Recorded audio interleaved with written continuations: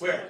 2 questions. Fine, you get the line. I'll go quick on this one and we'll get to you too. Okay, thank you. Can you speak more to how you would approach foreign policy and specifically the threat that is China? Oh man, I said it was going to be short. I'll keep the short version of this. We cannot be dependent on our enemy for our modern way of life. That's the first principle. If that were a Russian spy balloon flying over half this country, we would have shot it down in an instant and ratcheted up, we'll come right here next, ratcheted up sanctions. We didn't do it for a Chinese spy balloon because we're scared. Why are we scared? Because we depend on them.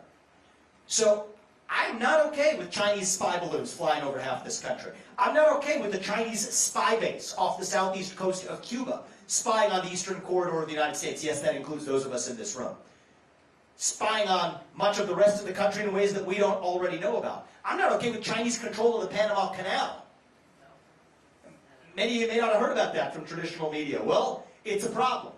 And this is against the backdrop of a moment where the U.S., our national defense spending has not gone to defense for a very long time. Super EMP defense system, electromagnetic pulse systems. China and North Korea could take out much of our electric grid in a matter of days. We haven't done a thing to protect against that. Nuclear defense systems. Russia and China both have hypersonic missile capabilities ahead of that of the U.S.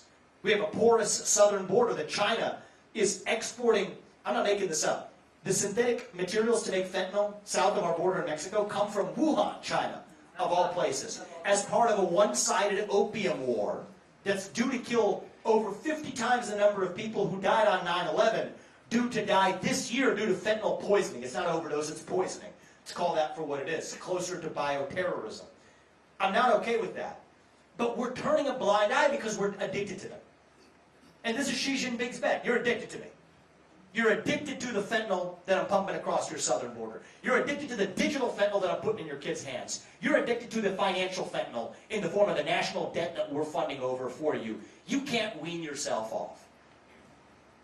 Well, it goes back to that same principle. We can be strong in our foreign policy if we know who we are. Back to the void. What is it that makes us want to bend the knee? Will there be some short-run sacrifice when you're coming off any addiction problem, including our addiction problem to China? Yes, there may be. I'll be honest about that. Now, I want to lead as president in a way that minimizes the cost of that. Onshore as much to the United States as possible. Enter bilateral trade relationships with allies like Japan and South Korea. India is a big one. And I'm not just saying that because my name is Vivek Ramaswamy. In fact, I might be easier to rebuild trust with nations like India. I'll use every advantage I have. But so I don't think it's going to be as hard as we make it out to be sometimes. But could there be some short-run inconveniences? Yes. I'm honest about that. But we can make these sacrifices if we know what we are sacrificing for. That's this thing we call the United States of America, where I do not want my grandchildren to be a bunch of Chinese serfs on Chinese-owned land in this country. So I will tell Xi Jinping, you will not buy land in this country. You will not donate to universities in this country. We won't let U.S. businesses expand into the Chinese market until you're playing by the same set of rules. And that's how they ultimately fold. I won't go into my broader foreign policy vision unless that's the last question, in which case I will. But the bottom line is, I have a clear vision to keep us out of World War III while improving our homeland defense systems, including our border, and declaring economic independence from communist China. That's what you need to know about my foreign policy. Thank you for that. Last question right